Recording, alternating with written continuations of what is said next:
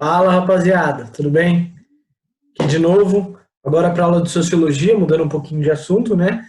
Eu mandei para vocês recentemente a aula aí de História, de Alta Idade Média, e essa aqui a gente muda de assunto, vai para Sociologia e aborda Marx, dá continuidade àquilo que a gente estava estudando antes da pandemia aí, com Marx, né? Lembrando que a gente tinha começado já esse assunto, então nós já abordamos algumas coisas, eu vou só trazer elas de novo para a gente dar uma revisada, que vai ser necessário para a gente entender o restante do pensamento dele, e depois a gente continua com Max Weber, e continua a estudar a sociologia clássica antes de passar para a brasileira, né?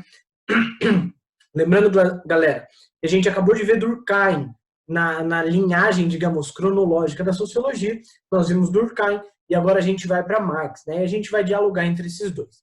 Bem, Marx, ele é um pensador do século XIX, nasce lá em 1818 e morre em 1883 em Londres, né? Galera, ele é responsável pela criação da sociologia crítica, que é uma vertente sociológica que tem como base a crítica social, principalmente a crítica ao capitalismo, né? Lembrando que isso já o diferencia, por exemplo, de Emile Durkheim. Durkheim é esse que tem uma sociologia funcionalista, então que aborda a sociedade de uma maneira um pouquinho diferente. A gente vai aprofundar nessa diferenciação no decorrer da aula aí. Bem, quais são as bases do pensamento marxista, do pensamento de Karl Marx? Eu enumerei elas em algumas, se não me engano, tem 7 conceitos diferentes para a gente começar a abordar esse pensamento aí. O primeiro conceito é o materialismo histórico dialético.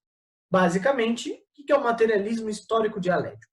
Ele é uma nova abordagem ao estudo dos processos históricos.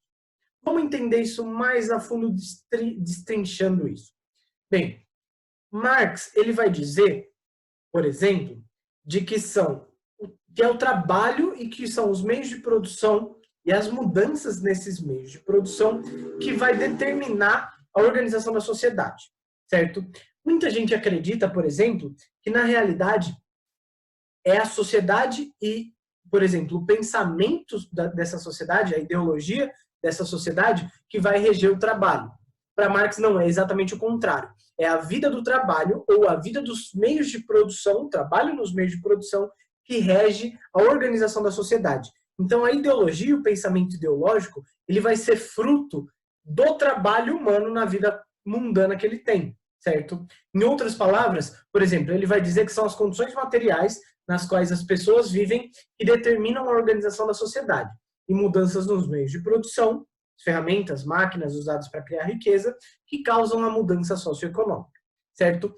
Ou seja, para ele, a realidade é consequência do contexto social mundano, assim como nossas atitudes e linha de pensamento.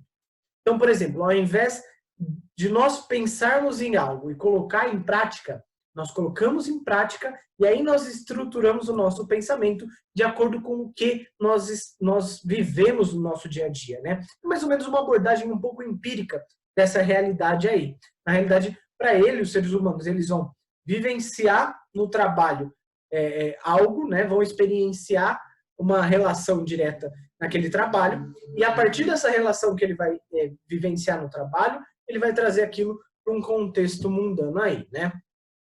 Então, galera, o segundo conceito aí, materialismo histórico dialético, é isso, né? O segundo conceito que a gente vai abordar é a luta de classes. Luta de classes vai ser o principal conceito abordado por Marx e por ele, digamos, mais trabalhado, né?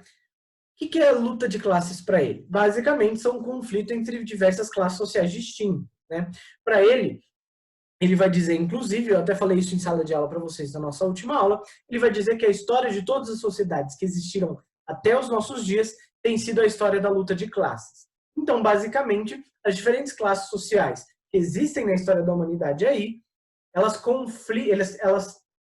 têm um conflito entre elas, né? Elas se conflitam, e esse conflito é inevitável, uma vez que ele é baseado de acordo com a realidade de classe social. Cada uma é diferente da outra, e nós temos condições de oprimidos e opressores. E exatamente por isso nós temos esse conflito. A gente vai continuar abordando isso aí, que é meio complexo. Vamos lá. O que ele vai dizer? Ele vai dizer que a classe social define-se a partir da inserção dos indivíduos na produção da vida material, ou seja, o que os indivíduos são no momento do trabalho, se são escravos ou senhores, trabalhadores ou patrões.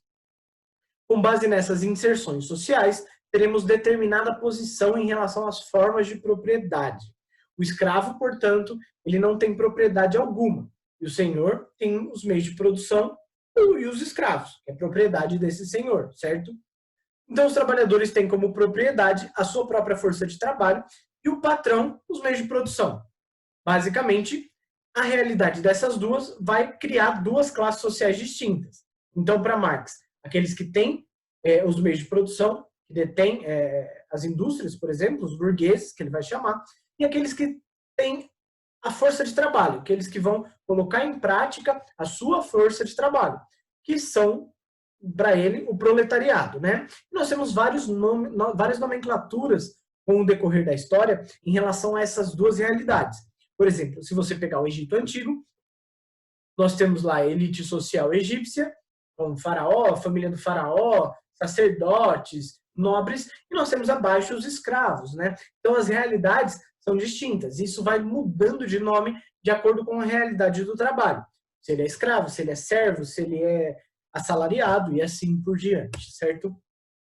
Então, galera, para ele, para Marx, essas relações sociais do capitalismo, especificamente falando, elas são marcadas por três coisas distintas: exploração, antagonismo e dependência. Por que exploração? Porque, basicamente, a riqueza do burguês ela vai aumentar de acordo com a quantidade de exploração na qual o proletário sofre. Quanto mais explorado ele é, mais lucro tem o burguês. Quanto menos exploração, menor a distância entre as classes sociais, certo? Além disso, por que é marcado por um antagonismo? Porque os objetivos são cruzados, são contrários, né? São antagônicos. O que isso quer dizer? Por exemplo, o proletariado, qual que é o objetivo do proletariado? O objetivo do proletariado é sobreviver. Qual que é o objetivo da burguesia? O objetivo da burguesia é enriquecer. Então, quanto mais a burguesia enriquecer, maior a miséria do proletariado. Por quê? Porque esse proletariado vai receber menos. No mundo capitalista, os trabalhadores são assalariados, certo? Então, eles recebem para trabalhar. Quanto maior a mais-valia, que a gente vai abordar mais tarde, menor a condição de vida do trabalhador. Então, essas realidades são antagônicas, porque os objetivos são contrários. Uma vez que os objetivos são contrários, nós temos uma relação de exploração e, consequentemente, de dependência. E aí, assim, por que de dependência? Por quê? A burguesia não existe sem o proletariado, porque ela não teria quem trabalhar nos seus meios de produção. E o proletariado não existe sem a burguesia, porque ele não tem onde trabalhar se não existir a burguesia. Então, é uma relação de dependência nesse mundo do capitalismo. Importante a gente citar, é no capitalismo, tá, galera? Nós temos outras vertentes ideológicas, político-ideológicas, inclusive uma que a gente vai citar aqui, vai ser, digamos que, valorizada por Marx e, digamos que, de certa forma, criada por ele, uma nova vertente ideológica política aí, né? Então, essa relação de dependência, de antagonismo, é típica do capitalismo, tá? E aí nós temos alguns exemplos dessas contradições do capitalismo. Por exemplo, no crescimento da riqueza, que vocês veem aí embaixo, com o aumento da miséria. São contradições diretas e existentes nesse mundo do capitalismo. E uma outra é o desenvolvimento das forças produtivas e as relações de produção, ou seja, as relações de propriedade e de distribuição de renda. Peraí, mas o que são forças produtivas e o que são relações de produção? Vamos entender isso mais a fundo. Forças produtivas são todas as forças, meios, técnicas e formas de organizar o trabalho que a sociedade utiliza para produzir aquilo que se necessita. Inclui tecnologia, fonte de energia como petróleo, elétrica, hidráulica, carvão e assim por diante, o tipo de trabalho utilizado, se é escravo, se é livre, se é assalariado, se é servo e assim por diante. Então, as forças produtivas são basicamente a força do trabalho, é o método empregado naquele determinado período histórico para organizar o trabalho naquela sociedade, certo? Isso são as forças produtivas. E as relações de produção, elas são formadas pelas relações de propriedade e de distribuição, ou seja, referem-se aos tipos de propriedade que existem e como eles são distribuídos, como são distribuídos os bens produzidos de acordo com os tipos de propriedade. Então, nós vamos ter, por exemplo, propriedade privada total, propriedade privada parcial, a gente vai ter diferentes tipos de propriedade com o passar do tempo, certo? E as relações de produção, elas são diretamente ligadas a essas relações de propriedade. Por exemplo, se a gente pega o feudalismo, as relações de propriedade são uma, as relações de produção são uma. São voltadas para unicamente para o senhor feudal e para o enriquecimento daquele feudo específico. Se nós pegarmos uma monarquia absolutista, nós temos uma relação de produção diferente, visando o enriquecimento do rei, da coroa, do Estado-nação. Então, são relações de produção diferentes. Tudo certo? Isso nos traz até esse lindo quadrinho aí, que Marx vai basicamente traçar 5 épocas históricas identificadas por ele.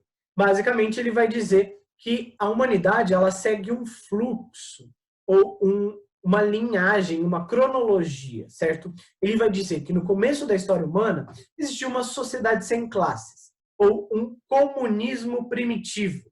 Naquela ideia de mundo tribal, onde os seres humanos ainda eram nômades e nós não tínhamos uma hierarquia social ou a existência, aliás, tínhamos uma hierarquia social, mas nós não tínhamos uma existência de diferentes classes sociais. Todos compunham uma mesma, né? Aí vem o mundo antigo com as primeiras civilizações humanas, como, por exemplo, os sumérios, egípcios, babilônios e assim por diante, onde em todas elas, no mundo antigo, nós temos uma elite social, nós temos escravos abaixo dessa elite social, como é, inclusive, até na Grécia Antiga, tá? Nós falamos sempre da democracia grega como um contraponto, mas, na realidade, a democracia grega só é possível pela existência de escravos nesse mundo grego. Então, nós temos aí uma balança para colocar isso nessa balança, né? Se nós pegarmos, por exemplo, o feudalismo, Marx vai dizer que existe a elite aristocrática, composta lá pelos senhores feudais e pelo clero, ou seja, pelo clero e pela nobreza, e, por um outro lado, os camponeses. Então, nós temos uma dualidade também de classes sociais frente a essa realidade feudal, né? E nós temos o capitalismo, que é a burguesia, classe dominante da sociedade capitalista, e o proletariado, que são os trabalhadores que não têm os meios de produção. Ou seja, nós temos mais uma imagem de uma sociedade com diferentes classes sociais e, digamos que, um pouco engessada, exatamente pelo fato da existência da propriedade privada, segundo ele, né?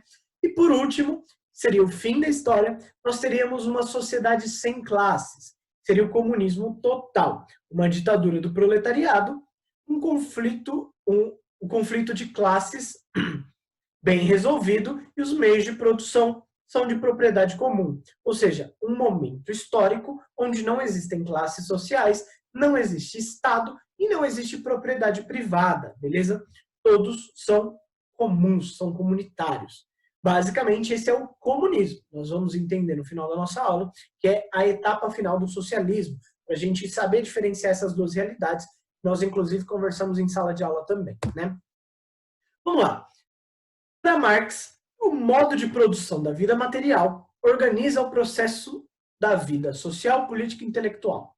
Ou seja, a estrutura econômica da sociedade determina ou constrói as determinadas formas de consciência sociais, inclusive a ideologia, formando uma superestrutura jurídica e política. Um exemplo disso está nesse quadrinho do lado. A estrutura econômica da sociedade, ou as relações sociais de produção, propriedade, divisão do trabalho, nível de desenvolvimento das forças, ela determina a forma de consciência social. Ou seja, é o trabalho humano que determina o seu pensamento, e não o pensamento que determina o trabalho humano. Entenderam? Vamos lá. E o que é a ideologia que a gente citou aqui? Ideologia é o conjunto de representações características de uma época e de uma sociedade, produzidas pela prática social. Contudo, segundo Marx, essas representações não correspondem à realidade tal qual ela é. Elas são sim uma aparência da realidade. A ideologia é como uma cortina de fumaça que distorce a visão que os homens têm da realidade. Ou seja, basicamente, ideologia é o quê? Ideologia é uma junção de ideias, uma junção de representações de um local específico, de uma sociedade específica, de um período específico, que é criado pela realidade social, pela realidade mundana.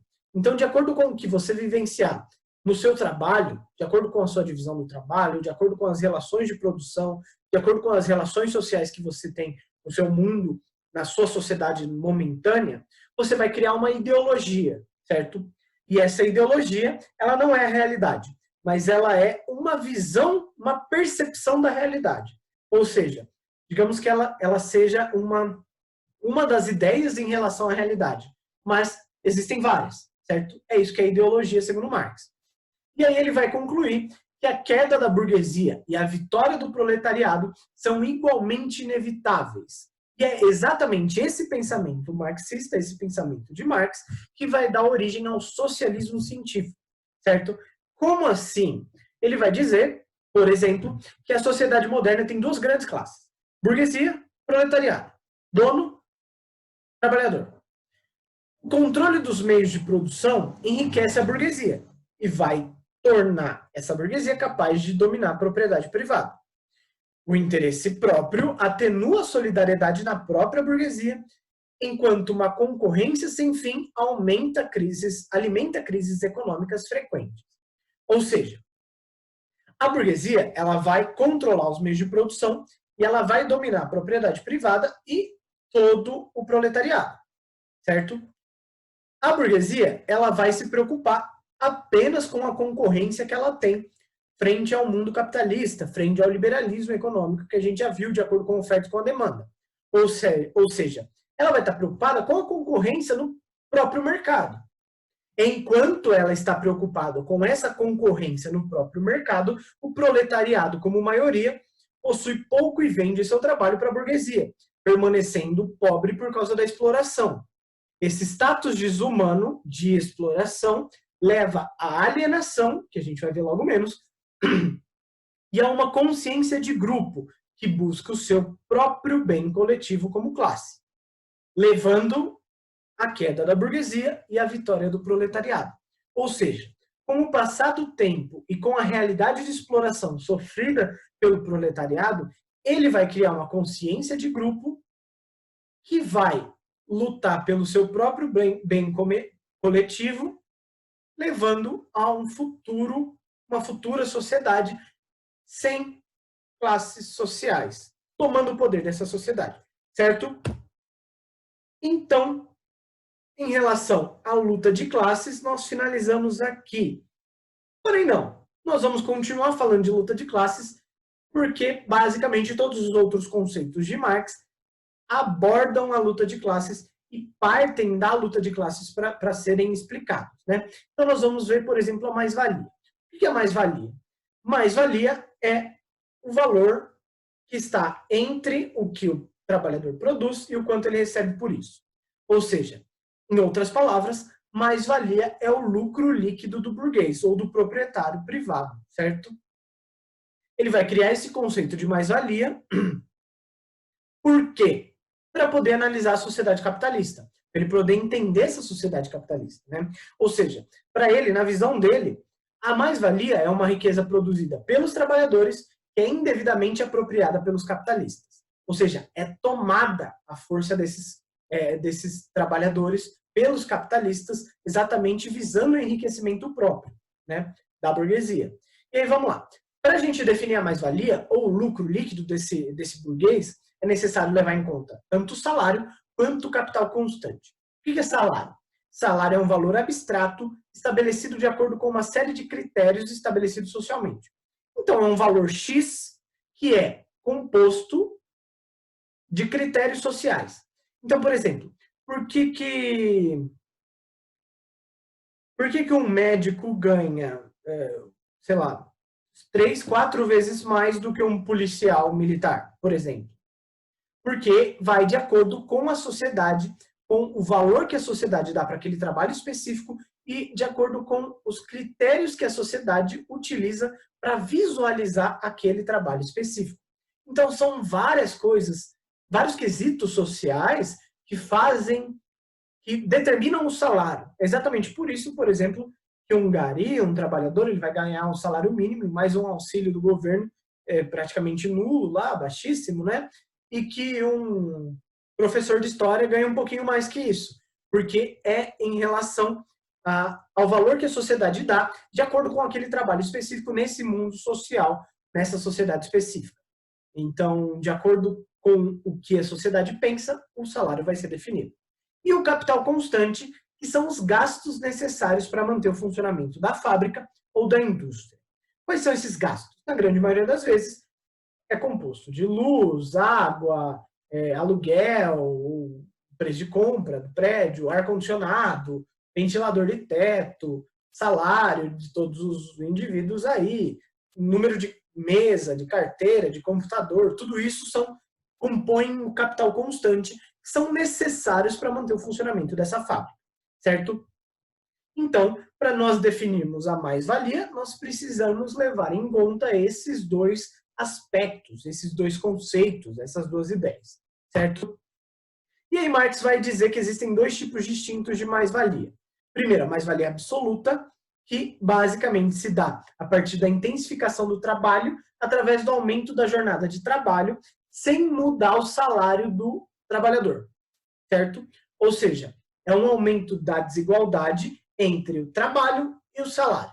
Você vai trabalhar mais e ganhar menos em relação às horas que você trabalha, ganhando a mesma coisa, né? Você vai intensificar aqui o lucro do burguês, vai intensificar a produção, vai aumentar o número de produtos produzidos por minuto, por hora, enfim, para manter o salário na mesma base. Isso é a mais-valia absoluta, certo?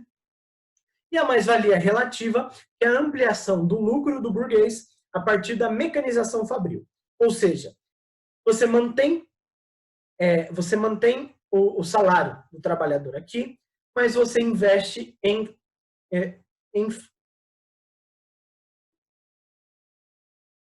máquinas. Você investe em máquinas, você aumenta a tecnologia da sua fábrica, você vai aumentar a sua produção, o salário vai continuar o mesmo, ou seja, você vai lucrar mais.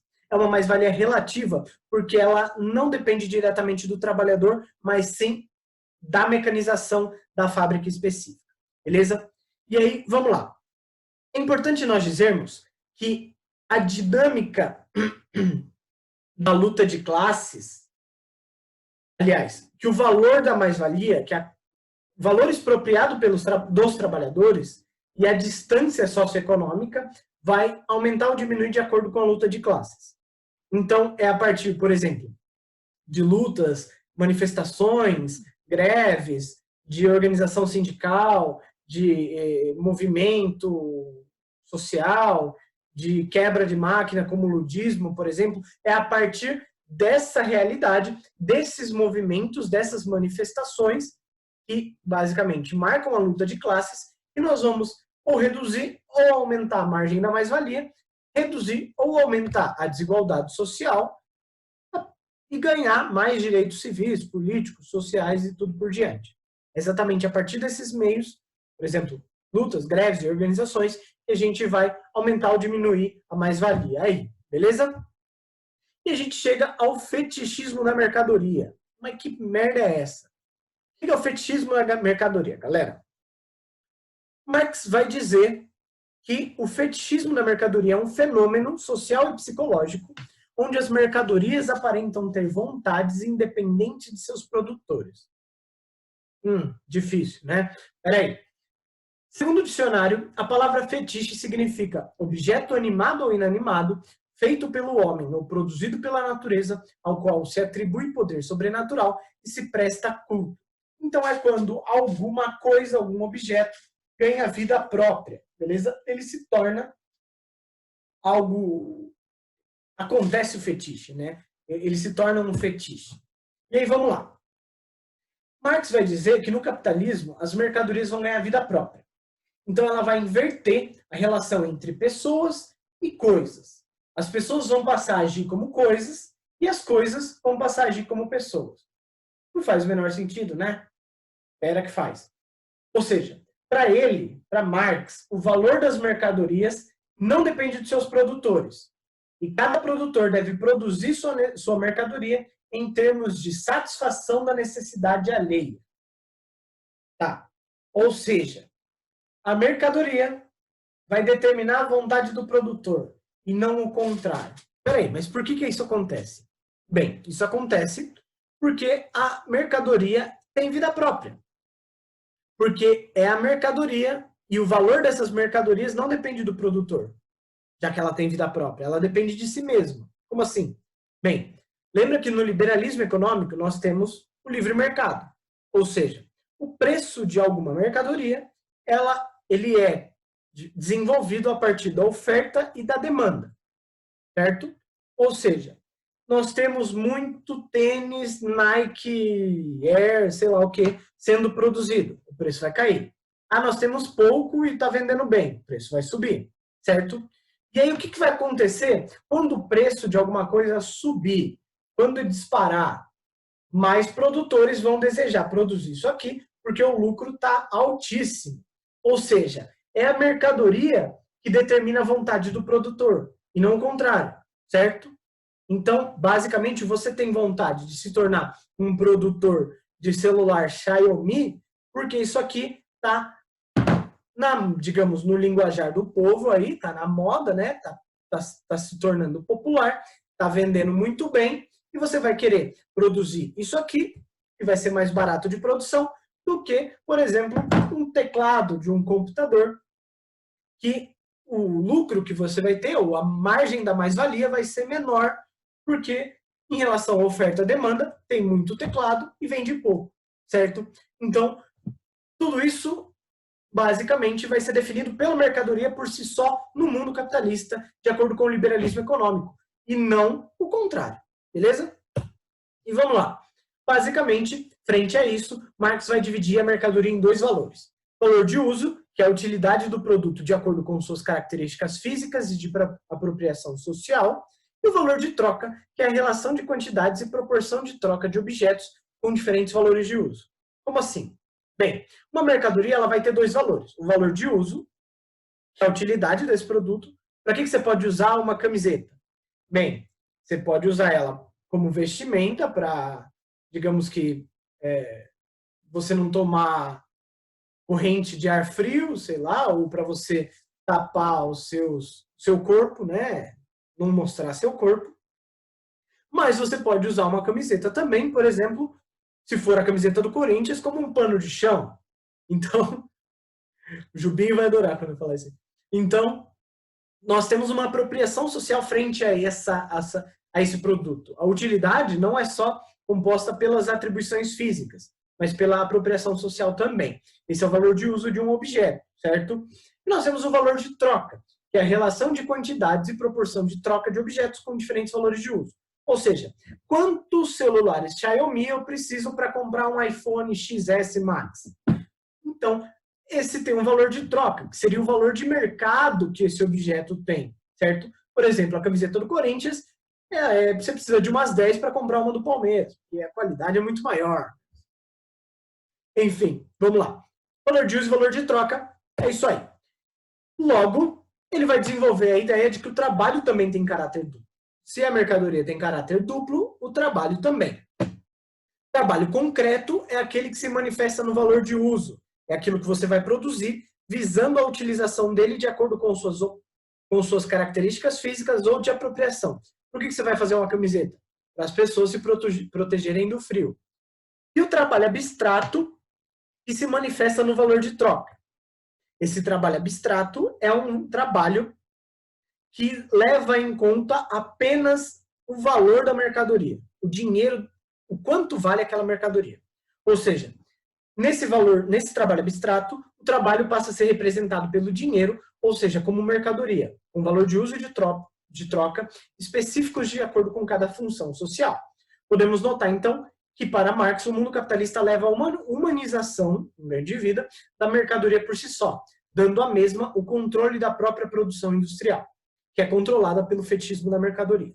Ou seja, nesse trabalho abstrato aqui, o trabalho passa a ser mercadoria, o ser humano passa a ser mercadoria, e a mercadoria passa a ser humano, passa a ser humanizada, uma vez que ela controla o trabalhador e o trabalho e não o contrário, certo? Ou seja, a produção industrial vai ser controlada pela vontade da mercadoria por si só num mundo capitalista, onde é a mercadoria que vai definir as vontades dos produtores e não o contrário. Beleza? E a gente chega ao conceito de alienação. O que é alienação, galera? Alienação é uma ideia do não reconhecimento ou no estranhamento. Alienação vem de estranhamento do alemão, tá? Por isso que ele utiliza essa palavra específica aí na própria produção. Na maioria das vezes, é resultado de um processo de produção que envolve milhares de mãos, como o processo de produção taylorista ou fordista, beleza? Alienação é um processo de exteriorização de uma essência humana. Segundo Marx, no capitalismo, os produtores tendem a perder-se e perder ao seu trabalho, uma vez que as relações de classes sociais eram alienantes, lembrando que o trabalhador vivia uma relação de dependência com o burguês. Dessa maneira, o burguês dominava tanto os meios de produção quanto os trabalhadores. Ou seja, como nós temos uma relação de dependência, muitas vezes o trabalhador ele não vai se visualizar como explorado, porque aquela realidade é tão vivida por todos os trabalhadores que eles vão se acostumar e ver aquilo como algo comum. Nesse momento, ele vai se perder em relação à humanidade e vai se perder em relação à produção própria, uma vez que ele desconhece o valor do seu produto e como produzir esse produto por si só, certo? E aí, Marx vai criar diferentes tipos de alienação. A primeira, por exemplo, é a alienação do produto do trabalho, que é uma transformação do trabalho em objeto. O trabalho vai se tornar uma mercadoria que vai assumir existência externa, ganhando vida independentemente do seu produtor, gerando estranheza ao mesmo que não o vê como produto do seu trabalho. Ou seja, ele não vai visualizar ele mesmo como produto do trabalho dele, certo? O trabalho vai se tornar uma mercadoria, vai ganhar vida independente do produtor e não vai depender desse produtor. Ele vai estar, o trabalho em si vai estar independente do produtor ou do trabalhador, certo? Nós temos, em segundo lugar, uma alienação da atividade de trabalho, que é quando o homem trabalha apenas como meio de sobrevivência, ignorando a realização própria, transformando o trabalho em uma fonte de sofrimento e o trabalhador como uma simples peça do sistema capitalista. É isso que acontece, é a alienação que acontece quando nós fazemos o que nós não gostamos por causa do dinheiro, visando apenas o dinheiro. Por exemplo, se eu me tornasse um engenheiro mecânico, visando apenas o dinheiro, e ignorasse a minha vontade própria de me tornar um professor de história e sociologia, por exemplo. Eu estaria ignorando a minha realização própria, transformando o trabalho numa fonte de fardo que eu teria que carregar, de sofrimento, porque eu não gosto do que eu faço. Ou seja, eu estou alienado à minha atividade de trabalho, certo? Em terceiro lugar, nós temos a alienação de si, que é quando o objeto produzido se perde em meio ao mercado e quando volta às mãos do seu produtor não é reconhecido, levando ao estranhamento entre produtor e produto, fazendo com que o homem perca o controle da sua obra e se tornando escravo dela.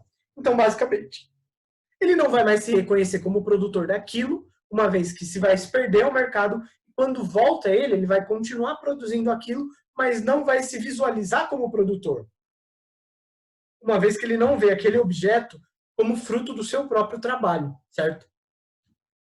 Em quarto lugar, nós temos a alienação do ser genérico, que é quando o homem deixa de se apresentar como um ser coletivo devido à existência da propriedade privada, que separa os homens em grupos sociais, gerando uma competição interna do gênero humano. Ou seja, essa alienação aqui é quando nós deixamos de ser solidários ou fraternais ao outro devido a uma competição do mundo do mercado do trabalho, certo? Quando nós temos a propriedade privada, como nós temos essa propriedade, nós temos os meios de produção, por exemplo, né?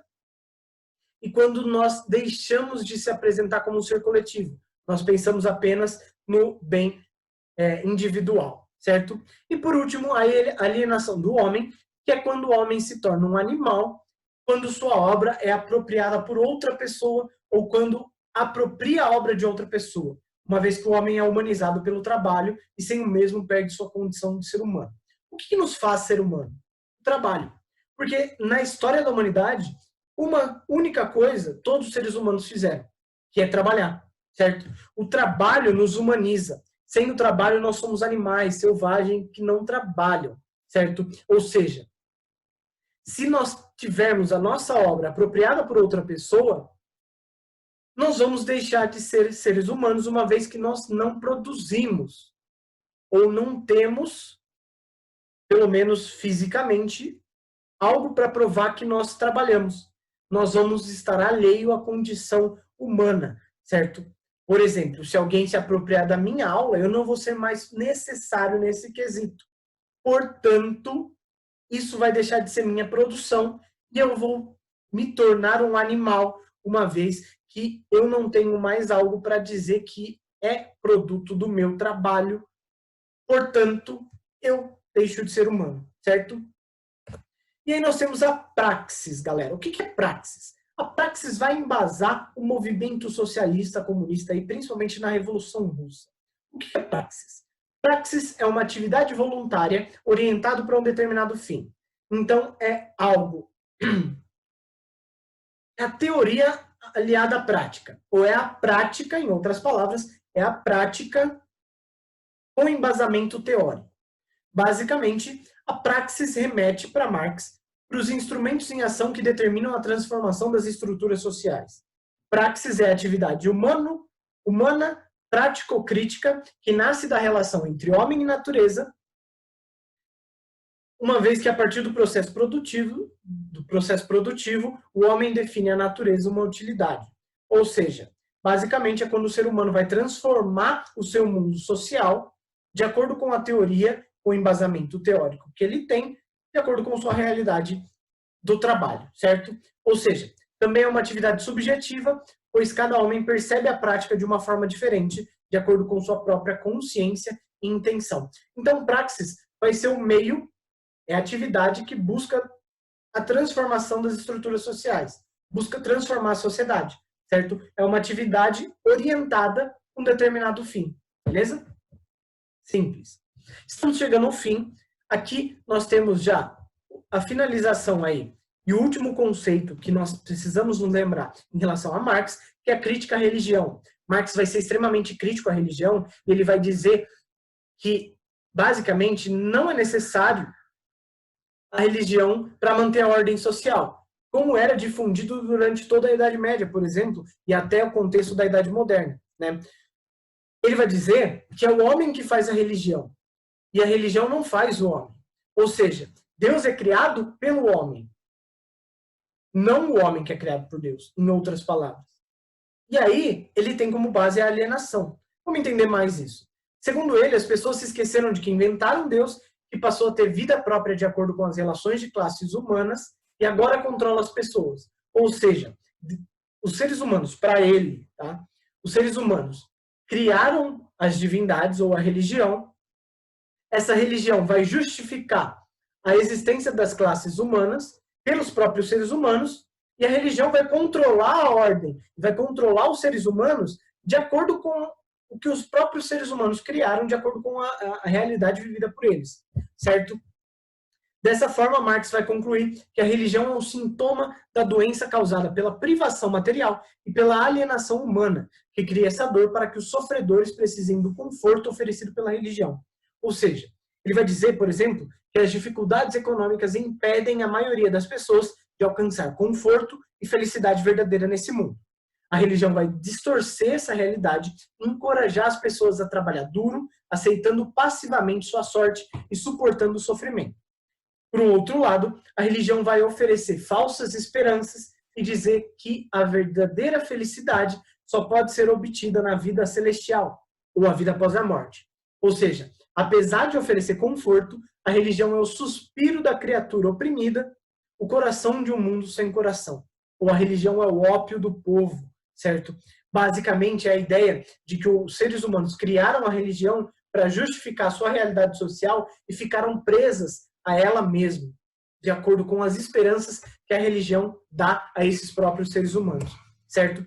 Concluindo, galera, Marx ele vai acreditar que apenas a classe proletária é capaz de superar o modo de produção excludente e desigual através de autonomia e horizontalidade, o que levaria a uma sociedade igualitária, sem propriedade privada e sem a necessidade de um Estado dominante. Ou seja, nós temos 3 etapas de uma sociedade, segundo Marx, pós-capitalismo, ou 2 de pós-capitalismo, né? O capitalismo é estruturado com uma desigualdade social, um Estado burguês que legitima essa desigualdade social. Nós teremos uma revolução proletária que levaria ao socialismo, como a de 1917, a Revolução Russa, certo? Nesse socialismo, o Estado burguês ele é substituído por um governo dos operários, cuja função é eliminar aos poucos a propriedade privada.